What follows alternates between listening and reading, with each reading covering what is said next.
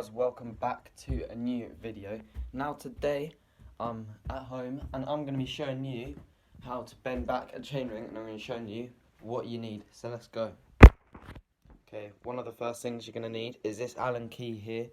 Now this Allen key you need because you need to loosen off the chainring to actually take it off, and you need to loosen the cranks to get the cranks off, and then this is your first step. You only actually need two things to do this. So first thing, Allen key. So now you've got your Allen key, the next important thing that you're really going to need, probably more important, yeah, I would say, because you could maybe kind of do it without the Allen key, but it's very unlikely that you're actually going to do a good job at it without the Allen key. So you do need the Allen key as well, but the other important tool is this, a hammer. So you need a hammer. I've already done this once before. So now what you want to do is, see here, there's a little bolt under this crank arm. So if you actually put your bike here, there you go, there's a little bolt. You got to loosen that, loosen the crank off. I know I'm missing a pinch bolt right now. Loosen crank off, take it off, loosen that bolt, and then take it off from the cranks. And then that's basically all you do for this step. So you got to take off your chainring. So I'm going to do that now, and I'll be back with you when the chainring's off, because it's pretty easy. If you have a stiff crank set, then you might need to do it like a different way, but most people should be pretty easy. You just loosen this pinch bolt and loosen the actual crank bolt, and then it should just slide off fairly easily. So yeah, I'm going to be back with you once that is done. I did forget to tell you that if you are watching the video and you're not already subscribed, it helps me out a massive amount to subscribe, and it costs you absolutely nothing. So if you wouldn't mind by subscribing and turning on post notifications if you enjoy these videos and you don't want to miss another one. So yeah, let's get back to the video. As you can see, I've just taken the chainring off of the cranks. Now, I don't know if you can tell, but the crank's not balancing, the little Allen key's not balancing on it. I did actually put this back in, and I've actually put the chainring bolt back in. Now, I do recommend you try and do that with most of your bike fixing things. Just try and put the parts back into the bike, because it is good, because then you don't lose them. So if you take out a bolt and you're doing something like this, I'd say put the bolts back into where they go, even if it looks a bit weird. It's just so you don't lose the bolt, and yeah, you know where they're going to be, so you don't lose them. So now I'm going to show you how to bend the chainring back. It's pretty self-explanatory. You put it on the floor, you hit the hammer, and you now there's not an exact way of doing this, but the way I do it is I just kind of go around in a circle, so it's kind of even. I'm gonna do it like, you kind of want to have two hands on it, but I'm gonna use my foot just to show you.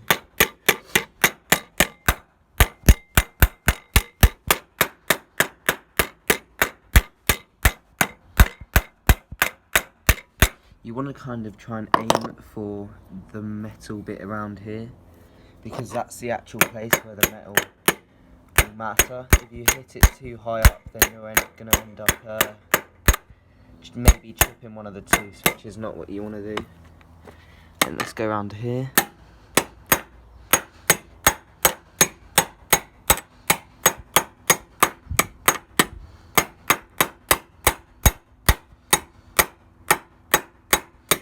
Try not to hit any harder than you hit the other ones. Try and hit them with like all at equal force,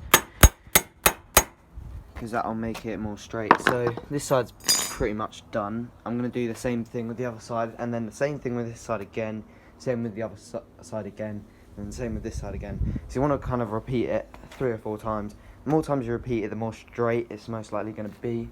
But yeah, I would also say you don't want to hit it too hard. It should be gentle taps, because if you do hit it too hard, you're going to end up bending your metal too much, and it's not good to bend metal back and forwards too much.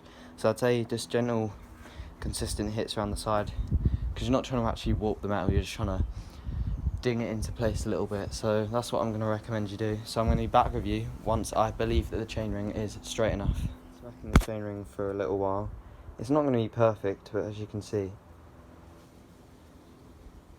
it is pretty straight.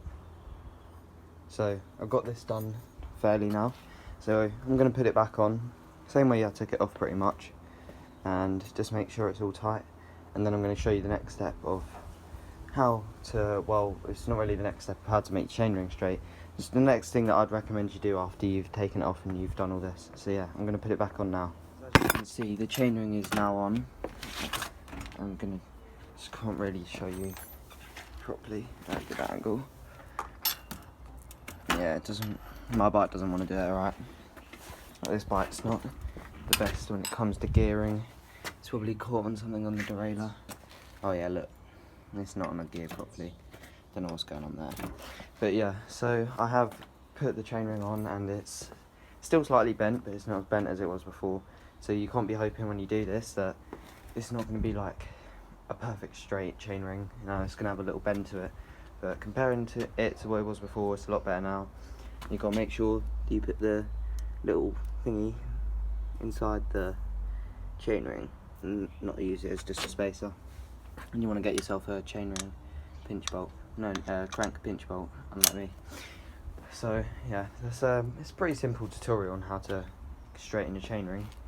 I would recommend you probably just get a new one, but I wouldn't say it's the easiest thing to do for a 27.5 bomber. Pretty much any other bike it's pretty easy to do, just get a new chainring, but this bike is kind of annoying to get a new chainring for. So I just bent it back myself until I can try and find somewhere which actually sells one, which is ridiculously hard at the moment. I'm sure in the future there'll be more available, but yeah, if you know anywhere apart from a profile one, which are like £60, or you have to go really far to go get them. If you know any other than the profile racing that'll fit this, because remember, you have to remember, it's one for gears, it's a narrow wide chainring, then let me know down in the comments, but I don't think there is any at the moment. So yeah, if you did enjoy the video, don't forget to leave a like, it helps me out a massive amount. And also don't forget to subscribe. You know, we're on the way to hitting 1.6k, we hit 1.5k the other day.